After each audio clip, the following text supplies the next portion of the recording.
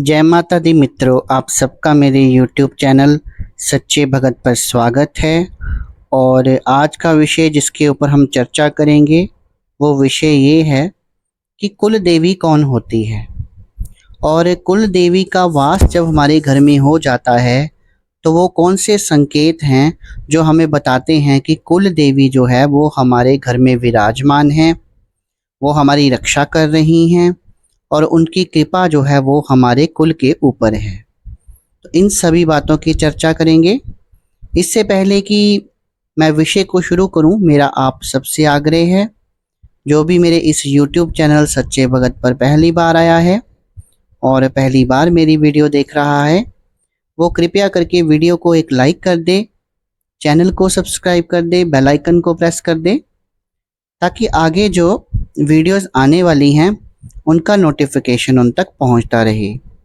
और मित्रों, जब हम आपको चैनल को सब्सक्राइब करने के लिए कहते हैं और आप हमारे चैनल को सब्सक्राइब करते हैं, वीडियोस को लाइक करते हैं, तब हमें बहुत ही प्रसन्नता होती है, क्योंकि आप हमारे एक छोटे से परिवार, सच्चे भगत परिवार का सदस्य बनते हैं।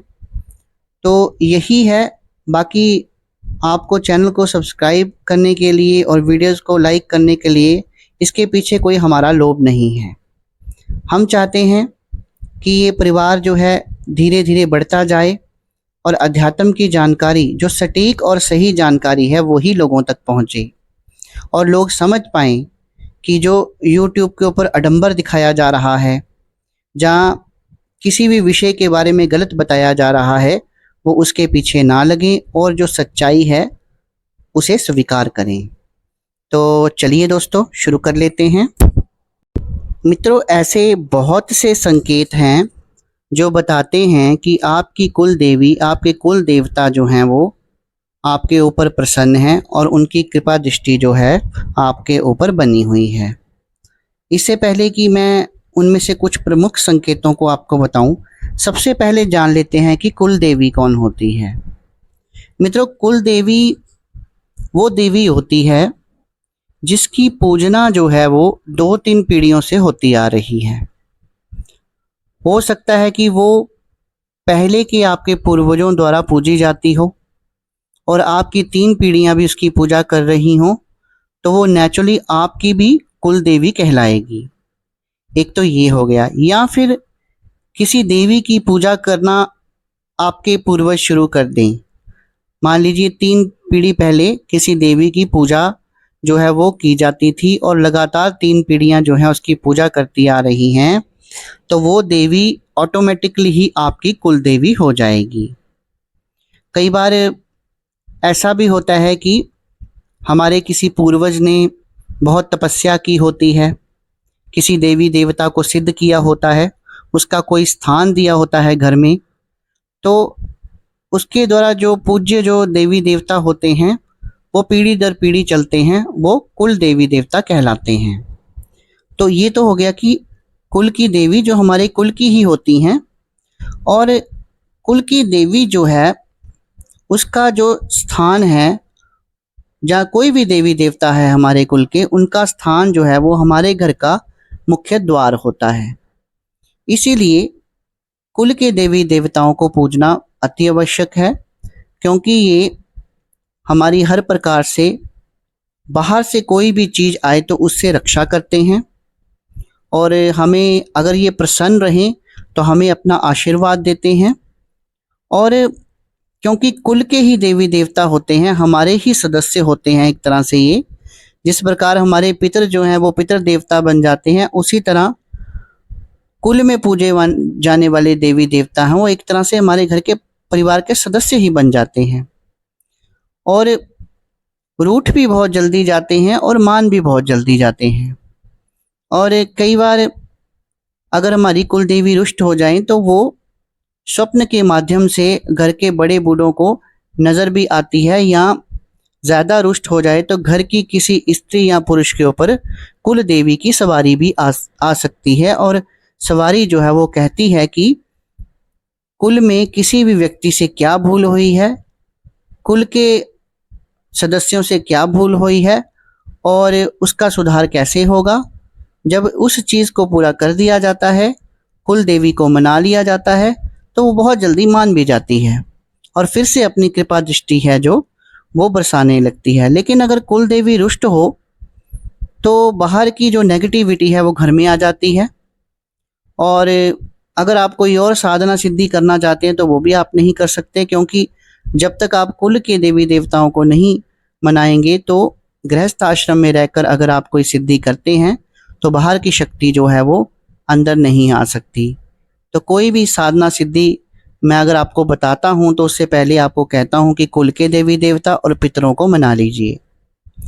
तो अब आपको अच्छी तरह समझ आ गया हो गया कि कुल के देवी देवता कौन होते हैं और वो उनका निवास स्थान कहाँ होता है और वो हमारी किस प्रकार से रक्षा करते हैं, सारा आपको समझ आ गया। अब मैं आपको कुछ संकेत बताऊंगा। वो संकेत ही इस चीज़ को बताते हैं कि हमारे कुल के देवी देवता जो हैं उनकी कृपा दृष्टि हमारे पे है। तो पहला संकेत ये होता है कि जिस घर पर कुल के देवी की कृपा होती है, असीम कृपा होती है, उस कुल के ऊपर वो कोई भी कार्य कर लें, चाहे वो कोई बिजनेस है, मान लीजिए वो कोई अपना बिजनेस शुरू करना जा रहे हैं तो बिजनेस में मुनाफा ही मुनाफा होगा, कभी भी उसको नुकसान नहीं होगा और धन धान्य की कोई भी कमी जो है वो घर में नहीं आएगी। ये बहुत बड़ा संकेत है। तो जो भी आप कमाई करते हैं तो उसका कुछ अंश जो है वो कुल देवी देवताओं को आपको चढ़ाना चाहिए, उनके नाम के भंडारे करने चाहिए, जिस तरह आपके कुल में किया जाता है। दूसरा संकेत जो मैं आपको बताऊंगा, जिस घर में कुल के देवी देवता जो है रुष्ट नहीं होते उस घर में कलह कम होती है और परिवार का हर सदस्य जो है वो दूसरे सदस्य की बात मानता है।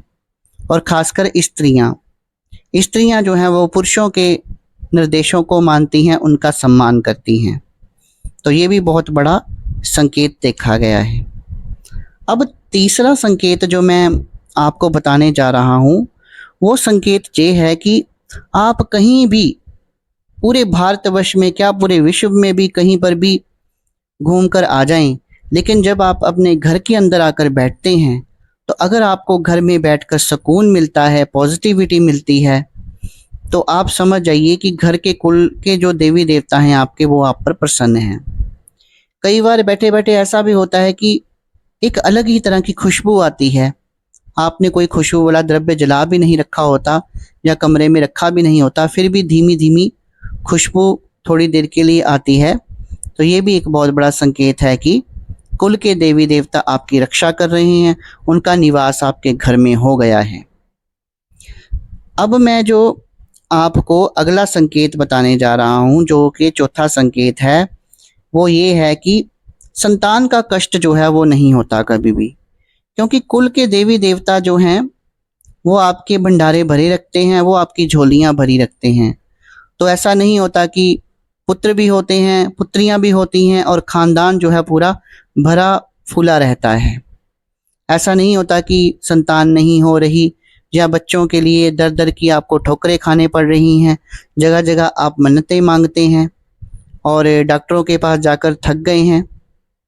तो ये सब करने से पहले आप अपने कुल के देवी देवताओं को मना लो, ऐसे, क्योंकि वो हमारे घर के बड़े बूढ़ों की तरह होते हैं, हम उनके बच्चों की तरह हैं, तो वो हमारी ज़रूरतों को क्यों पूरा नहीं करेंगे।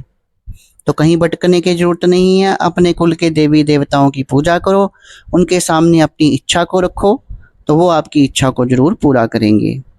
और जो आखिरी जो मैं आपको संकेत बता रहा हूँ वो ये है कि ऊपरी हवा नहीं आती।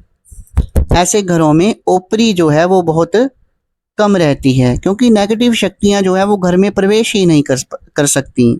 जिनके कुल देवी देवता जागृत हैं, जिनके कुल देवी देवता घर में उनका निवास हो गया है और वो रुष्ट भी नहीं हैं, तो ऐसे व्यक्तियों के घर में ओपरा साया जहाँ कोई नेगेटिविटी, इसके चांसेस जो हैं वो बहुत कम हो जाते हैं। लेकिन अगर कुल के देवी देवता रुष्ट हो जाएं तो नेगेटिविटी एकदम घर में आ जाती है, किसी का किया कराया आ सकता है और घर में कला कलेश बढ़ सकता है, दरिद्रता बढ़ सकती है, बीमारियां बढ़ सकती हैं। तो अपने कुल देवी देवताओं को जो है वो हमें नहीं भूलना चाहिए। जैसे घर में कोई खुशी आई तो आप उनके सम्मुख भी जाएं। मान लीजिए आपके घर में पुत्र पैदा हुआ है तो आप उनके सम्मुख भी जाएं, वहाँ भोग प्रसाद चढ़ाएं और वहाँ पर धूप दीप करें। इतने में ही कुल के देवी देवता प्रसन्न हो जाते हैं।